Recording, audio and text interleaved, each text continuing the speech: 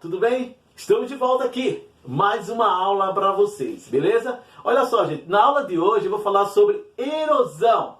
Primeiramente, tio Sam, dá para dizer pra gente o que é erosão de uma forma simples? Dá sim, filho. É o seguinte, erosão nada mais nada menos que um desgaste, tá? Um processo de desgaste do solo através de uma atividade mecânica. Tá certo? Então, a erosão, ela pode ser erosão eólica, erosão marinha, erosão fluvial, erosão pluvial, tá certo? Nós temos vários tipos de erosões. Então, a erosão é um desgaste do solo através de uma atividade mecânica.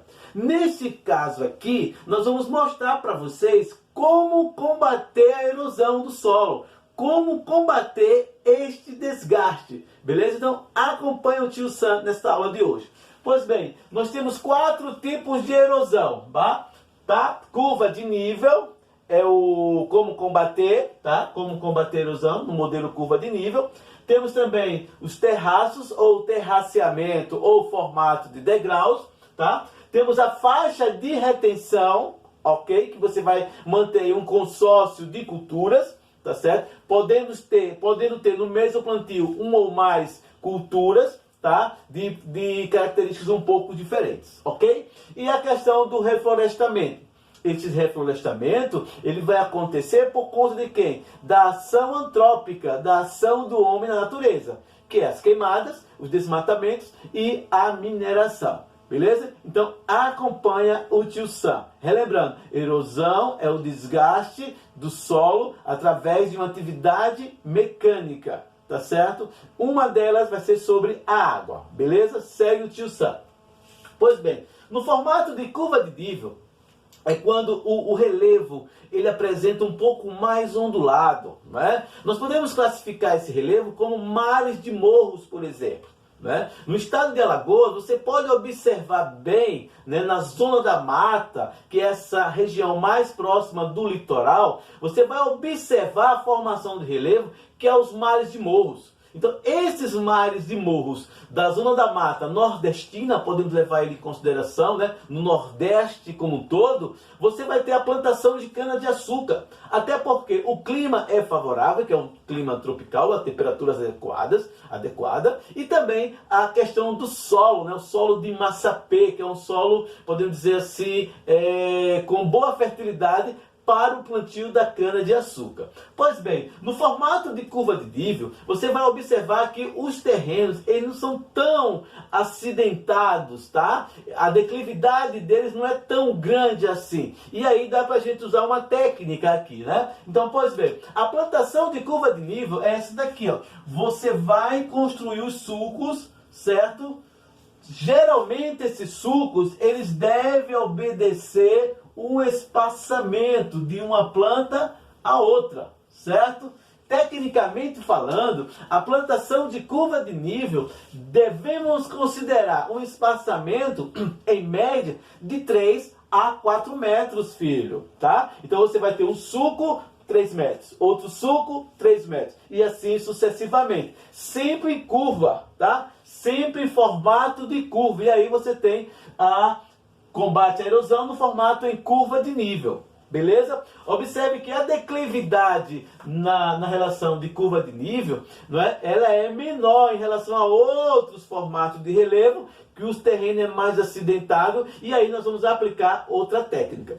A partir do momento que eu uso esse tipo de plantio em sulcos, sempre em curva e respeitando o espaçamento de 3 a 4 metros, então significa que no período das chuvas, a erosão vai ser menor. Observe que nesse formato de curva de nível, ele é menos acidentado, beleza? Na sequência, você tem os terraços, né, conhecido como degraus ou terraceamento. Tio Sam, se utiliza terraços, não é? Formato de terraceamento no território brasileiro? Não, filho. É mais em terrenos da região da Ásia, né? Terreno asiático. Por quê? Porque lá, gente, não apresenta regiões de muitas planícies. Já no território brasileiro, a gente percebe que as planícies, elas aparecem, né, com maior frequência. O solo é mais favorável, o clima é favorável. Então, o modelo de plantio em planície é favorável à plantação e à própria colheita, tá certo? Através da atividade de mecanização.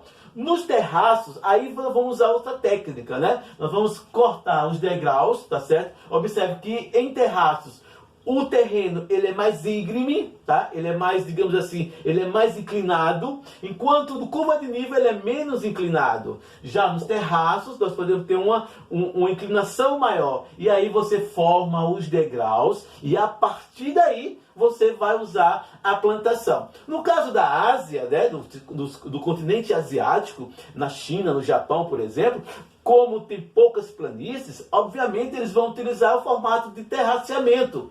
Terraços ou em degraus. E aí você tem, ó, a utilização aqui, ó, plantação. Vamos plantar. Plantar o que, tio Sam? Aí, plantar arroz, filho. Planta-se arroz nesses terraços, certo? Então você pode observar muito bem que a partir daqui, usando os terraços, você vai diminuir, não é, a erosão do solo. Essa é uma vantagem. A outra vantagem é a faixa de retenção. É o terceiro modelo de combate, tá? A faixa de retenção. Tio Sam, esclareça, não entendi nada. Pronto. Você tem um solo, você tem este solo aqui. Neste solo, você vai usar, digamos, o seguinte. Você vai usar uma cultura que seja de formação rasteira, tá? E a outra cultura que seja de uma elevação maior, não é? Que ela tenha um crescimento mais verticalizado.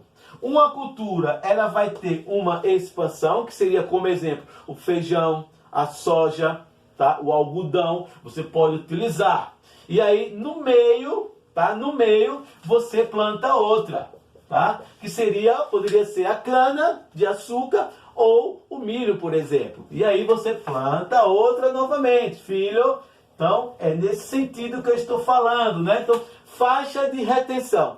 Observe que na faixa de retenção, você pode classificar também como consorciamento, como consórcio, tá? Então, você tem uma cultura rasteira, feijão, algodão, certo? Ou soja, e outra no meio aqui, ó, que você vai usar o cana, tá certo? Além de cana, você pode usar milho e assim por diante. Então você vai intercalando. Chama-se isso de consórcio, beleza? Então observe que nesse modelo você vai dar mais ao solo uma cobertura vegetal, o solo vai estar coberto e aí vai diminuir a erosão. Vai manter a umidade do solo, que é outra característica importante, tá? E em relação a isso, você vai ter mais nitrogênio no solo por conta desse tipo de vegetação, que é a vegetação rasteira, beleza?